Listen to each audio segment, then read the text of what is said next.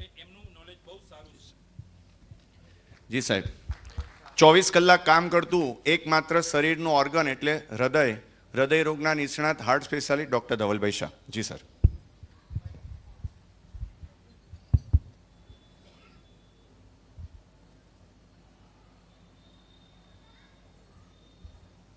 ગુરુ ભગવાનને ખૂબ ખૂબ વંદન, ખૂબ ખૂબ નમન.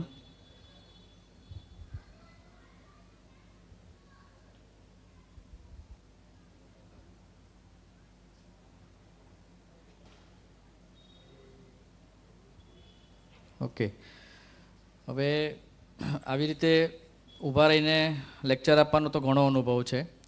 અમારા ડૉક્ટર ગ્રુપમાં, એમડી ડૉક્ટર ગ્રુપમાં, જનરલ પ્રેક્ટિશનર, BHMS, BMS, પણ આટલા મોર દેન 100 લેક્ચર આપ્યા પછી આ પહેલું લેક્ચર એવું છે જેમાં હું નોલેજ આપી રહ્યો છું એના કરતાં વધારે નોલેજ લઈ રહ્યો છું. એટલે બહુ યુનિક એક્સપિરિયન્સ. સેકન્ડ થિંગ, આ થોડાક ડેટા છે જે ગુરુ ભગવંતે જે આંબિલ કરાવ્યા ભુજમાં અને એના બધા પેશન્ટના બ્લડ સેમ્પલ લઈને આખી બોડીના રિપોર્ટ્સ કર્યા. ગેસ્ટ્રોવાળાએ પેટના રિપોર્ટ ડિસ્કસ કર્યા, શુગરનું કર્યું, ચરબીનું કર્યું. હું બિંગ અ કાર્ડિયોલોજીસ્ટ હાર્ટનું કોલેસ્ટ્રોલનું કહું છું. કેમ? કારણ કે કોલેસ્ટ્રોલ એ એકમાત્ર એવું તત્વ છે જે હાર્ટના બ્લોકેજ માટે મેઇન રિસ્પોન્સિબલ કારણ છે. ઘણા બધા કારણ છે, ડાયાબિટીસ છે, પ્રેશર છે, સ્ટ્રેસ છે, ફેમિલી હિસ્ટ્રી, પણ આ બધામાં જે એટ્રીબ્યુટેબલ રિસ્ક કહેવાય એ સૌથી વધારે કોલેસ્ટ્રોલનું છે. એટલે એ બહુ ઇમ્પોર્ટન્ટ પેરામીટર્સ છે કે આપણે આંબિલ કરવાથી એમાં શું શું ચેન્જીસ ઓબ્ઝર્વ કર્યા.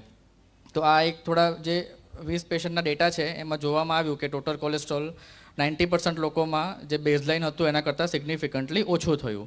ટ્રાયગ્લિસરાઇડ એ કોલેસ્ટ્રોલનો એક પ્રકાર છે. આપણે જ્યારે બી કોલેસ્ટ્રોલ જોઈએ તો 3 આવે: LDL, ટ્રાયગ્લિસરાઇડ અને HDL. એમાં LDL ટ્રાયગ્લિસરાઇડ બેડ કોલેસ્ટ્રોલ કહેવાય, એ વધે તો બ્લોકેજ વધે. HDL કોલેસ્ટ્રોલ ગુડ કોલેસ્ટ્રોલ કહેવાય, એ વધે તો બ્લોકેજ ઘટે. એટલે આપણો ટાર્ગેટ છે કે HDLને વધારવું અને LDL ટ્રાયગ્લિસરાઇડને ઘટાડવું.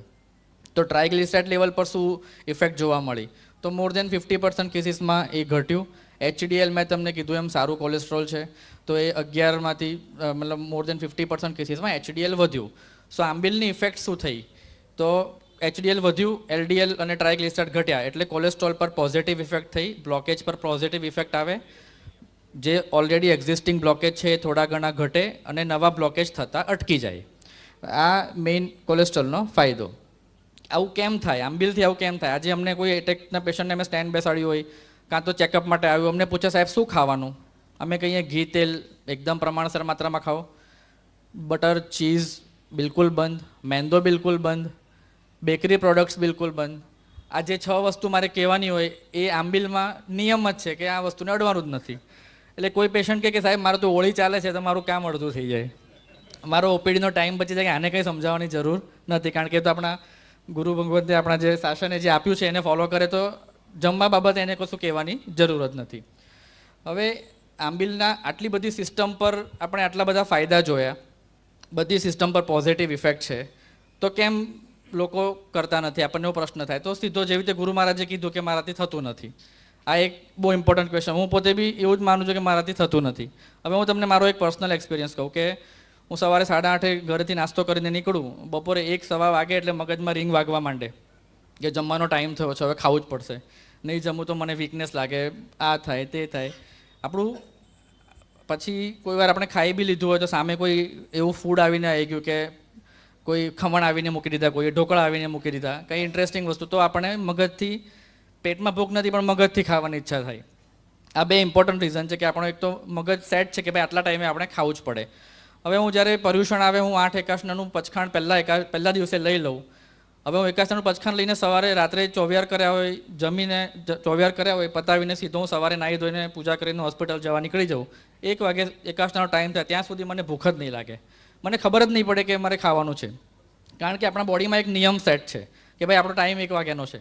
એટલે આપણે જ્યાં ઓવર ઇટિંગ કરીએ છીએ, જે બહારનું ખાઈએ છીએ, જે વારે ખાઈએ છીએ, બધું આપણે માઇન્ડથી છે, પેટને જરૂર જ નથી કે બોડીને જરૂર નથી. એટલા નિયમનો બહુ ઇમ્પોર્ટન્સ છે કે તમે નિયમ લઈ લો ને તો તમારું માઇન્ડ જ તમને કહેશે કે ભાઈ જે ટાઈમ નથી થયો, રહેવા દે, શાંતિ રાખ. તો તને ભૂખ જ નહીં લાગશે, કોઈ કામમાં વીકનેસ બી નહીં લાગશે. ચા પીધા વગર તો ચક્કર આવતા હોય એવું રેગ્યુલરમાં લાગે પણ તે દિવસે એવું બી નહીં થાય. તે પરથી મને સમજાયું કે નિયમનું બહુ ઇમ્પોર્ટન્સ છે. એટલે આંબિલ તમે કરો અને એક પચખાણ લઈ લો કે ભાઈ આંબીલનું પચખાણ, એટલે તમારું બોડીની આખી સિસ્ટમ ઓટોમેટિક એ પ્રમાણે સેટ થઈ જાય કે તમને ભૂખ નહીં લાગે. સો એ બહુ ઇમ્પોર્ટન્ટ વસ્તુ છે કે નથી થતું એવું આપણે મગજથી વિચારી લીધું છે, બાકી થાય જ છે. બીજું, હવે આજે મારા ઘરમાં પણ મમ્મીને 50મી હોળી ચાલે, વાઈફને 22-23મી હોળી ચાલે. એ લોકો કે ફટાફટ જઈને આજે તો 5 રોટલી ખાઈ લીધી ને પેટ ફૂલ થઈ ગયું ને આવી ગયા, ને પછી સાંજ પડે 6-7 વાગે એટલે કે આજે આંબીલ છે એટલે થોડીક વીકનેસ લાગે છે. મને એવું હતું કે બરાબર છે, આવું ખાઓ તો વીકનેસ લાગે. આજે ગુરુ ભગવંતે જે નિયમ સમજાવ્યો, જે એનો ઓર્ડર સમજાયો અને જે એની ક્વોન્ટિટી સમજાવી, આ એકદમ સાયન્ટિફિક વસ્તુ છે. અને તમે આ ઓર્ડરથી ખાઓ તો બોડીને જે જોઈએ બધું જ મળી જાય, કોઈ તમને વીકનેસનો પ્રશ્ન જ નથી. તો આ હું તમને જે કહું કે હું શીખ્યો આજે, તે આ મેઇન શીખ્યો. ઘરે જઈને આજે મારે પણ એક વ્યાખ્યાન આપવું પડશે નાનું ફેમિલી મેમ્બર્સને. સો વેરી ઇમ્પોર્ટન્ટ થિંગ કે જે ખાઓ છો એ કઈ ક્વોન્ટિટીમાં ખાઓ ને કયા ઓર્ડરમાં ખાઓ, કે જેથી તમે 3 ટાઈમ જમો એટલી જ કેલરી ને એટલી જ એનર્જી તમને મળે. એ બહુ ઇમ્પોર્ટન્ટ વસ્તુ છે. અને હું તો આ મલયભાઈને કહીશ કે જે ગ્રુપ છે એની અંદર આ ઓર્ડર એકવાર તમે થોડુંક ફોર્મ કરીને મૂકી દેજો, કારણ કે ઘણા બધા ભૂલી બી ગયા છે. આમાં 1-2 વસ્તુ મને જ ભૂલાઈ ગઈ છે, 5-6 વસ્તુ યાદ છે, પણ 1-2 વાર વી ગો થ્રુ ઇટ તો આપણને પછી મગજમાં ફિટ થઈ જશે. સો નિયમ એ લાઈફમાં બહુ ઇમ્પોર્ટન્ટ વસ્તુ છે. એ આપણને આંબીલ શીખવાડે છે, કયા ઓર્ડરમાં ખાવું. એ આજે ગુરુ મહારાજે બહુ સરસ કીધું. આટલું તમે જો આજે અહીંયાથી લઈને જાઓ તો આંબીલ કરવા કોઈના માટે અઘરા નથી. Thank you. જી, ડૉક્ટર ધવલભાઈનું સન્માન માટે કમલેશભાઈ, વિનોદભાઈ પધારો. હા, આખા પ્રસંગની યુટ્યુબ પર લિંક પણ મળશે, અને જેટલી ઇમ્પોર્ટન્ટ વાતો છે એની PDF અહીંયાથી સમસ્ત સંઘ અને અહીંયાથી પાલ સંઘ તમને બધાને આખા સુરતમાં પહોંચાડશે. આંબીલમાં કઈ રીતે ને કયા ક્રમમાં જમવાનું. ખાલી ફક્ત હવે થોડી સ્થિરતા રાખો યુવાનો. 3 જ ડૉક્ટરને, આપણે ઇમ્પોર્ટન્ટ ડૉક્ટરને બહુ સાંભળવાના છે. ખાલી 3 જ મિનિટ. હવે હું બીજા આપણા કાર્ડિયોલોજીસ્ટ, જે સમજો હું ધવલભાઈ, શિલ્પેશભાઈ બધા આમ સરખા જ દેખાતા હતા, પણ શિલ્પેશભાઈ જે પ્રમાણે જૈનિઝમ અપનાવ્યું છે, પાળીએ છે, એમને જોઈને અમને પણ પ્રેરણા મળે કે બિંગ અ કાર્ડિયોલોજીસ્ટ. કારણ કે મહાવીરમાં કામ કરતા હોય ને અમે એવું કહીએ કે ભાઈ વેઇટ લોસ કરો, એટલે પેશન્ટ ઘણી વાર મસ્તી કરે, સાહેબ તમારું કે અમારું. તો સેમ હું શિલ્પેશભાઈને ઇન્વાઇટ કરીશ, કાર્ડિયોલોજીસ્ટ, અને એઝ અ કોલેસ્ટ્રોલ અને LDL એના વિશે વધારે વક્તવ્ય આપવા માટે. શિલ્પેશભાઈ ચાપાની રહ્યા, કાર્ડિયોલોજીસ્ટ. Thank you. સાહેબને તમે કદાચ 5 વર્ષ પહેલા જોયા હોય ને તો ડબલ બોડી હતી. જો એમણે બધું આંબીલ કરીને, ચોવિહાર જૈન ધર્મના નિયમ ફોલો કરીને એમણે પણ, જો બધા ડૉક્ટરની બોડી ફિટ છે, આપણે એ જ એક્ઝામ્પલ લેવાનું. ગુરુ ભગવાનના ચરણોમાં કોટી કોટી વંદન. વાત જ્યારે આંબીલની આવે છે એટલે એકદમ દિલચસ્પ અને મારો મનનો વિષય છે, કારણ કે આની પ્રેરણા મને પણ આપ ગુરુ ભગવંતોથી જ મળી છે. અને ગુરુ ભગવંતોએ મારા પર ઘણો બધો ઉપકાર કર્યો છે કે આ સિસ્ટમ જ્યારે મેં પહેલીવાર સાંભળી મારા ગુરુ ભગવંત પાસે, ત્યારે એમણે મને બહુ સરળ ભાષામાં એવું કીધું હતું કે આપણા શરીરને કોઈ પણ વસ્તુ તમે આપો, કોઈ પણ વસ્તુ આપો, એને જેટલું જરૂર છે એટલું જે લેશે, બાકી બધું વિષ્ઠા છે. આ વાત મારા મગજમાં એટલી બધી અસર કરી ગઈ છે. અને ત્યાર પછી જેમ જેમ હું સમજતો થયો, જાણતો થયો જૈન ધર્મ વિશે, જૈનિઝમ વિશે, એની ફિલોસોફી વિશે, તો એ લેવલ ઓફ અન્ડરસ્ટેન્ડિંગથી મને એવું લાગ્યું કે જૈનિઝમ અને સાયન્સ લગભગ પેરેલલ છે. કદાચ હું એવું કહીશ, અતિશયોક્તિ કહો તો અતિશયોક્તિ, પણ કદાચ સાયન્સ કરતાં બી આગળ જૈનિઝમ છે. એનું કારણ છે કે આપણે અત્યારે આંબીલના તપની વાત કરી રહ્યા છે. હું તમને બતાવીશ પણ કે એમાં LDL કોલેસ્ટ્રોલ ઓછું થાય છે, HDL કોલેસ્ટ્રોલ ઓછું થાય છે, હાર્ટને બેનિફિટ થાય છે.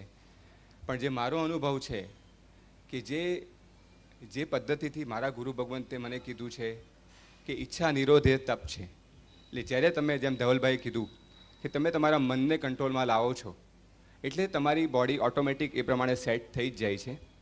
અને પછી કદાચ તમારા મનના આવેગો, તમારા વિષયો, કશાયો, આ બધા પર પણ ઘણી ઇફેક્ટ થતી હોય છે. કદાચ આજથી 5 વર્ષ પહેલાં હું કોઈક પેશન્ટને ટ્રીટ કરતો હતો, અને ત્યારે જે મારામાં વાતચીતની કે જે બિહેવિયર મારું જે હતું ને અત્યારે હું પેશન્ટને ટ્રીટ કરું છું, મને એવું લાગે છે કે જમીન આસમાનનો ડિફરન્સ પડી ગયો છે. એટલે સાયન્સની દૃષ્ટિએ તો ડેફિનેટલી હું તમને સમજાવીશ જ કે આપણા બોડીમાં જે ધવલભાઈ કીધું એ પ્રમાણે LDL કોલેસ્ટ્રોલ, જે બેડ કોલેસ્ટ્રોલ છે, એ નુકસાનકારક હોય છે, હાર્ટની નળીઓને બ્લોક કરે છે, જેને કારણે મોટે ભાગે હાર્ટ એટેક આવે છે.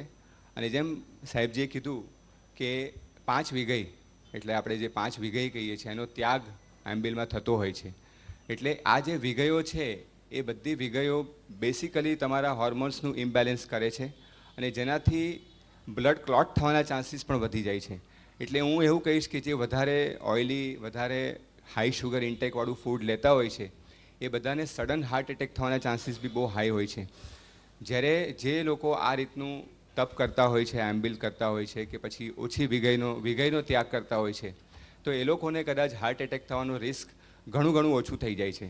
અને સાહેબજીએ જે કેસ ડિસ્કસ કર્યો કે જે પેલા આસિફભાઈ કે કોઈક હતા એમને 3 નળીઓ બ્લોક હતી, એ સ્ટેબલ કોરોનરી આર્ટરી ડિસીઝ છે. એટલે શું છે કે એમાં ધીમે ધીમે બ્લોકેજ વધતા હોય છે અને એવા પેશન્ટ્સમાં પણ જ્યારે તમે વિગયનું પ્રમાણ ઓછું કરો અને આંબિલનો ખોરાક તમે લો છો ત્યારે ધીરે ધીરે તમારી જે કોલેસ્ટ્રોલની લેયરિંગ જે સાહેબે સમજાવ્યું કે અંદરના નળીમાં જામતું જાય છે એ ઓછું થતું જાય છે.